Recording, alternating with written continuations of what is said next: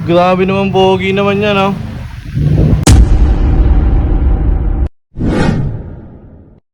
Good day mga kaport, it's me again. Ngayon meron tayong bagong gagawin ngayon mga kaport na street bike. Ito, yung Click 125. Yan, naka-street bike na to pero unti-unti didiinan yung pyesa kasi balak niya lumapag sa show mga kaport. Yan. Ngayon tayo ang mag-build nito na pagkatiwalaan tayo ng may-ari na tayo mag-build. Kaya simulan na natin to. Papakita ko sa inyo kung ano yung mga kakabit natin ngayon. Ito yung mga kakabit natin ngayon dito mga kaport sa Click na to. Dumidiin si bossing eh. Yan, stage 6 shock, stabilizer na magnesium, copy lang to mga kaport. Tapos ventilated disc na copy rin. Ito nose tank mga kaport. Ito yung gagawin nating reservoir ng coolant dyan mga kaport. Lalagay natin sa compartment. Yan, may kasama na rin hose yan, nakakabit na. Yan, para malinis tignan mga kaport. Tapos ito, drag fender na alloy. Kakabit natin ngayon. Yan lahat yung kakabit natin ngayon mga kaport sa street bike na to. Yan, naka-rimset na siya. Papalitan na natin yung shock. Yung caliper niya, yan ba din? Turtle back. Yan mga kaport, unti-unti i-build natin to hanggang sa maisalang na siya sa show. Kasi hindi pa kompleto. Kita niyo yung mga brake system niya, yung brake master niya, tsaka brake sa likod ay stock pa, tsaka switch. Pero unti-untiin ito ng apport natin hanggang sa may lapag na show. Siyempre medyo makati rin mga apport talaga mag-build ng pang show, kaya hindi kayang biglaan. Pero ngayon sisimulan natin yung pag-build nito sa mga to. Yan, yung rim set niyan, dati tayo rin nagkabit niyan, hindi pa tayo nag-vlog nun. Yan, tapos tayo nag-carbon itong front fender. Yan, pero itong ibang carbon niya kay carbon hub. Shoutout kay Sir Bray lang ng carbon hub. Yan, siya nag-carbon itong ibang parts nito. Napakaangas, oh. Solid yung carbon mo, boss.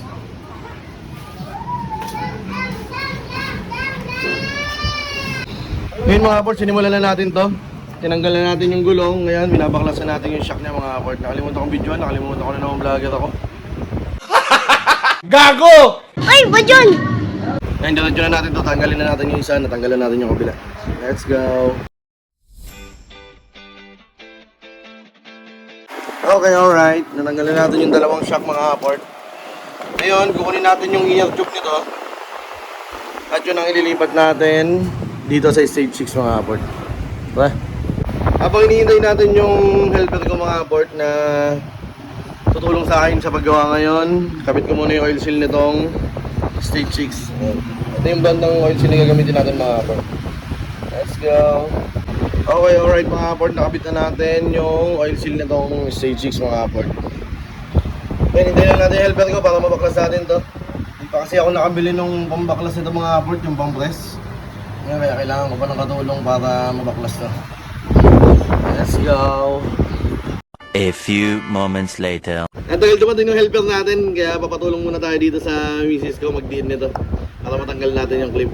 Hindi na natin mapakita, ayaw yung magpakita sa camera eh. Let's go. Tanggalin na natin ito mga kaport. Ngayon mga kaport, na tanggal na natin yung inner tube dun sa dati niyang weight na baso. At naisalpak na natin dito sa stage 6 na outer tube. Ang problema lang natin, yung bolt dito sa ilalim maiksi, kaya nagpatakbo pa tayo dun sa tropa ng bolt para magamit natin dito bago natin simulan na ikabit na to mga port, kasi mag-adjust pa tayo sa mga spacer ng gulong yan, kaya medyo matatagalan pa yan. Tapos dito mga port, ayan, dito natin ikakasa yung nose na tank. Yan, dito natin yan ikakasa. Nakaganyan yan. Dito bubutas tayo dito. Yan, nakagawa na tayo ng bracket para dyan eh.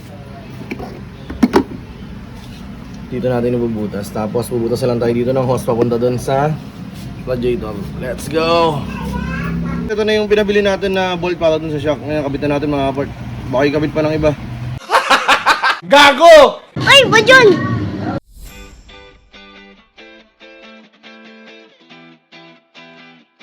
Okay mga port 1-0. Ayan, nakasana natin tong isa.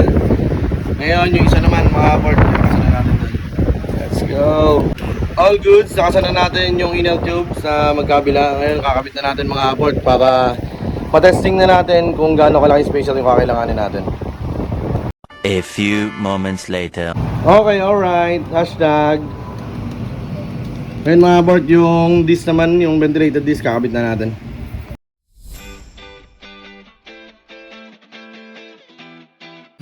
Ito yung adapter ng ventilated disc mga port. Pinatabas na natin yan sa machine shop nung nakaraan. Yan, kasi sinabi ko kay Tropa dun sa may-ari nito na dun tayo matatagalan. Kaya pinatabas ko na yan.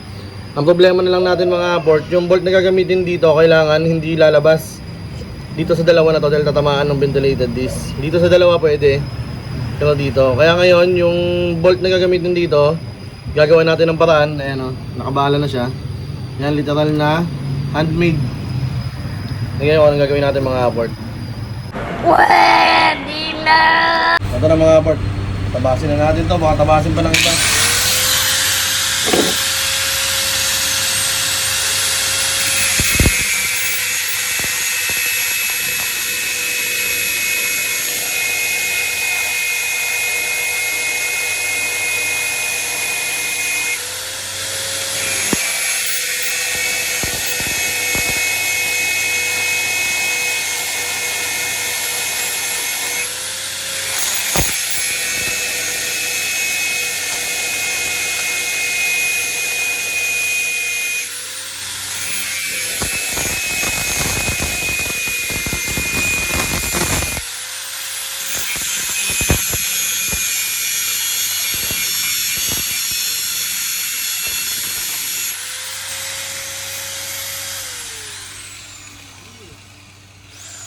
Ayan, ganyan yung ginagawa ko mga board pag ganun kapalit tayo ng ulo ng bolt. Yun o, parang sinukat o. Okay, alright. Ngayon mga board, sinalpak na natin yung gulong para magsusukat na tayo ng spacer na gagamitin mga board. Ayan, kita nyo, layo o. Ayan, kailangan masento natin yan mga board. Ayan. Tapos kailangan walang sayad yung caliper. Pero ito, mukhang sumasayad siya sa disc. Kaya gagawin natin ang paraan yan mga board. Let's go!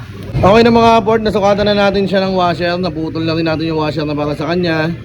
Ngayon, ang gagawin na lang natin dito, i-adjust natin yung tapalodo mga port. Ihahabol natin siya para gumitna mga port. A few inches later. Grabe naman, pogi naman yan, no? Ano yung mga port, no? Grabe si boss, tumitiin talaga. Angas! All goods mga port, nakakabit na natin tong stage chicks, nakasana natin spacer, ventilated disc, nagkaroon na tayo ng mga adjustments sa tapalodo, sa mga spacer mga port. Ngayon, okay na siya. Yan, nakagitna na rin. Okay, alright, hashtag. Ngayon, inaabot na tayo ng magdidilim mga port. Ngayon, inaabot na tayo ng magdidilim dito sa pagkasanong harapan mga port. Yan o. Okay na, all goods na yung harapan. Ngayon, isusunod natin. Sa next video, abangan nyo mga port yung pagkabit natin ng reservoir ng coolant dito sa compartment. At yung pagkabit natin ng stabilizer mga port, dito natin kakasya yung stabilizer sa leg.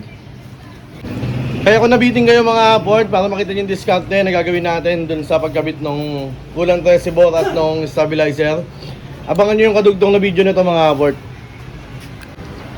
Ayan mga port, nakita nyo yung naging tindig ng motor na to nung napalitan na yung stage 6 na shock mga port. Ayan, napakaangas oh. Paano mga port, hanggang dito na lang muna tayo. Abangan nyo yung susunod na video, yung kadugtong nito. Bye bye!